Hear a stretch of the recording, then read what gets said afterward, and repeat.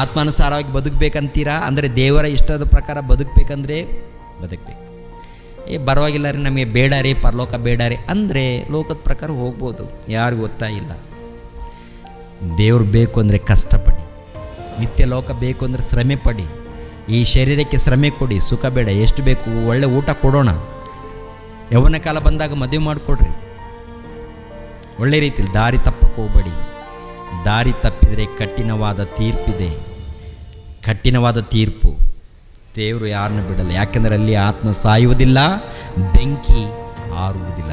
ಅಂಥ ಭಯಂಕರವಾದಂಥ ಯಾತನೆ ಪಡುವಂಥ ಸ್ಥಳ ಇದೆ. ಅದನ್ನು ತಪ್ಪಿಸ್ಕೋಬೇಕಂದ್ರೆ ಅದಕ್ಕೆ ಯೇಸು ಸ್ವಾಮಿ ಅಂತಾರೆ, ನಾನೇ ಮಾರ್ಗವು, ನಾನೇ ಜೀವವು, ನಾನೇ ಸತ್ಯವು, ನನ್ನ ಮಾರ್ಗದಲ್ಲಿ ಬನ್ನಿ, ಭಕ್ತಿಯಿಂದ ನಡೀರಿ, ನಿಮಗೆ ಉನ್ನತ ಲೋಕ ಕೊಡ್ತೀನಿ, ಪರಲೋಕ ಕೊಡ್ತೀನಿ. ಈ ಲೋಕನ ಇಷ್ಟು ಅದ್ಭುತವಾಗಿರುವಾಗ ಆ ಲೋಕ ಇನ್ನೂ ಎಷ್ಟು ಅದ್ಭುತವಾಗಿರುತ್ತೋ ಒಂದು ಸಾರಿ ಯೋಚನೆ ಮಾಡಿ.